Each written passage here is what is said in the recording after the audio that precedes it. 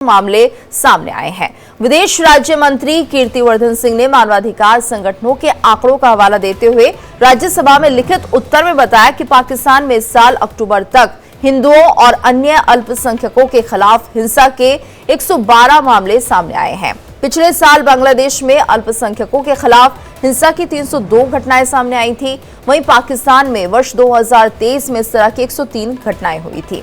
तो मंत्री ने कहा है कि पाकिस्तान और बांग्लादेश को छोड़कर अन्य पड़ोसी देशों में अल्पसंख्यकों के खिलाफ हिंसा का कोई मामला सामने नहीं आया है। मंत्री ने कहा, भारत सरकार ने पाकिस्तान से धार्मिक असहिष्णुता, सांप्रदायिक हिंसा, अल्पसंख्यक समुदायों पर हमलों को रोकने के लिए कदम उठाने और उनकी सुरक्षा सुनिश्चित करने का आग्रह किया है।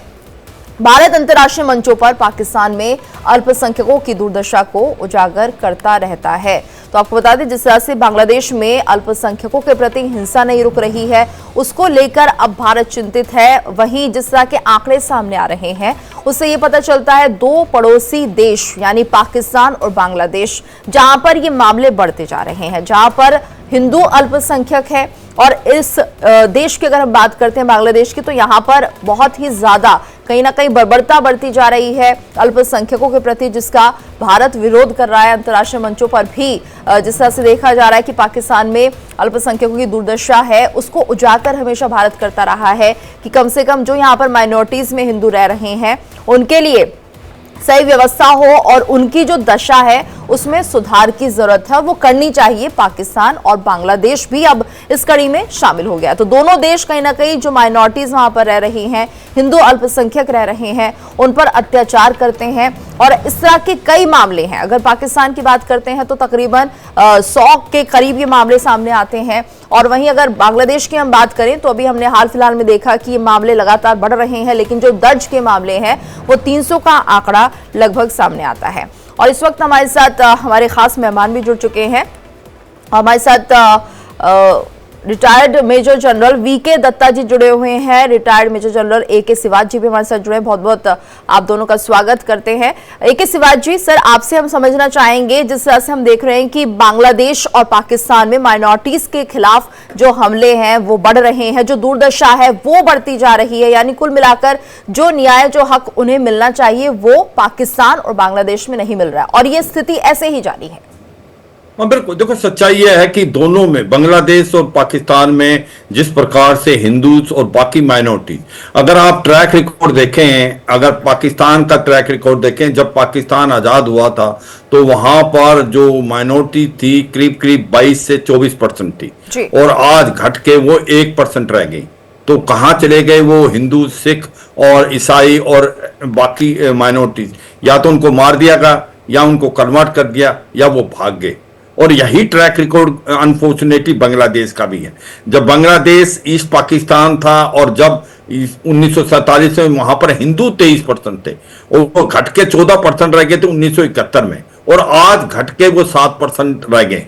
वो उनका भी वही हाल हुआ। मगर दुख की बात यह है, जो बांग्लादेश में शेख हसीना के जाने के बाद हिंदुओं के अगेंस्ट एट्रोसिटीज हुई है, उनके मंदिर जला दिए गए, उनकी प्रॉपर्टी को नष्ट कर दिया गया है, काफी हिंदुओं को मारा गया है और वो अभी भी नहीं जो कम हो रहा। और सच्चाई है, बांग्लादेश की गवर्नमेंट डिनायल मोड पे वो मना करती कि ऐसा कुछ नहीं हो रहा, जबकि वहां पर बहुत ज्यादा हिंसा हो रही है, लोग परेशान हैं। और पाकिस्तान के अंदर तो आपको पता ही है ट्रैक रिकॉर्ड क्या है, वो तो अहमदियाज को मुसलमान मानने से मना कर रहे हैं और शिया पॉपुलेशन जो है, वो जो सेक्टोरियल वायलेंस उनके ऊपर भी होता है। तो मुझे लगता है इन दोनों का ट्रैक रिकॉर्ड बहुत ही खराब है, इसमें कोई शक नहीं।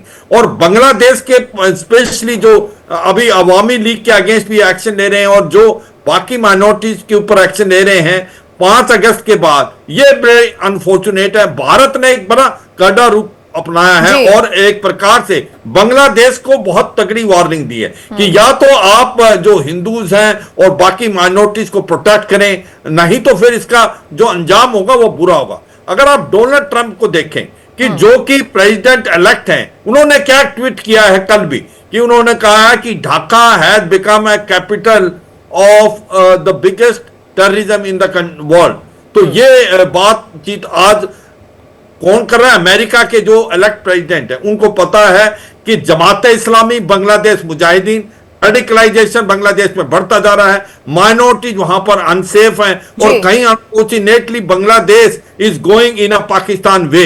और ऐसा लगता है कि जैसे पाकिस्तान की हालात खराब हुए थे इकोनॉमिकली, जो $186 बिलियन का उनके ऊपर कर्जा है, धीरे धीरे बांग्लादेश की भी वही हालात होंगी। इन्फ्लेशन बढ़ेगा, अनएम्प्लॉयमेंट बढ़ेगी, रेडिकलाइजेशन बहुत ज्यादा इंक्रीज हो रहा है। और दुख की बात यह है कि रोहिंग्या जो हैं, जो 10 लाख के करीब कोक्स बाजार में है, अब जो ISI उनको भारत के अंदर भेजने की कोशिश कर रहे हैं। वो चाहते हैं कि भारत में आए क्योंकि ये रेडिकलाइज भी हैं। और इसी प्रकार से सच्चाई ये है, ड्रग्स वो आने की कोशिश कर रहे हैं नॉर्थ ईस्ट में। जो आपको ये बड़ी खुशी होगी कि जो शेख हसीना की गवर्नमेंट थी लास्ट 15 साल में, अगर बस सर ये माना जाए सिवाज सर कि अब जो अल्पसंख्यक रह रहे हैं बांग्लादेश में, पाकिस्तान में, वो सुरक्षित नहीं है। दत्ता साहब, यहाँ पर हम ये समझने की कोशिश करेंगे, देखिए जब बात होती है माइनॉरिटीज की अपने देश में, भारत में, तो हम लोग पूरी तरह से सजग होते हैं उनके राइट्स के लिए। और अपने देश में इतने नेता हैं जो कहीं ना कहीं माइनॉरिटीज के लिए कुछ भी गलत हो तो आवाज उठाते हैं। क्या बांग्लादेश में ऐसा कोई नहीं है, क्या पाकिस्तान में ऐसा कोई नहीं है जो वहां पर अल्पसंख्यकों के लिए आवाज बुलंद करे?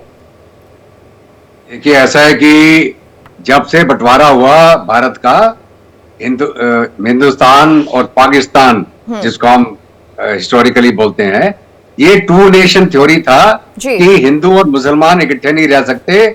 और मुसलमानों ने बोला हमको अलग देश चाहिए। और उस बंटवारे में अंग्रेजों ने भारत के 3 हिस्से कर दिए, वेस्ट पाकिस्तान, ईस्ट पाकिस्तान, और भारत रह गया बीच में। ठीक है, जब ये बंटवारा ही हुआ था इस मुद्दे को लेके कि ये 2 कम्युनिटीज इकट्ठा नहीं रह सकती, भारत में फिर भी हमारे जो लीडर थे उस समय, चाहे नेहरू साहब हो चाहे महात्मा गांधी थे, उन्हें बोला नहीं, मुसलमान हमारे भाई हैं, जो यहाँ रहना चाहते हैं वो रह सकते हैं, उनको पूरी हिफाजत से रखा जाएगा। और उसी प्रकार वो जिन्ना के साथ भी ये बातचीत हुई थी, भैया जो भी हिंदू पाकिस्तान के अंदर हैं उनकी देखभाल की जाएगी, जिस प्रकार हम उनके मुसलमानों की देखभाल भारत में करेंगे। लेकिन जैसे जैसे समय बीतता चला गया, कट्टरपंथ बढ़ता चला गया, और ये जो अत्याचार आज के दिन में आप देख रहे हैं बांग्लादेश के अंदर, ये 1947 में भी जो पूरा मुद्दा शुरू हुआ था, जो ये गदर शुरू हुआ था, वो बंगाल से शुरू हुआ था। ये बंगाली सबसे ज्यादा उत्पाती थे। इन्होंने मारकाट शुरू करी थी वहां पे जो हिंदू मुसलमानों के बीच में, कहा बंगाल के अंदर जी। और उसके बाद में पाकिस्तान बन गया। हमने इसको आजाद किया 71 की जंग के दौरान। जो अत्याचार हुए उस समय बंगालियों के ऊपर, मतलब बंगाली मुसलमानों के ऊपर और हिंदुओं के ऊपर भी अत्याचार किया पाकिस्तान की फौज ने, और भारत ने इनको आजादी दिलाई।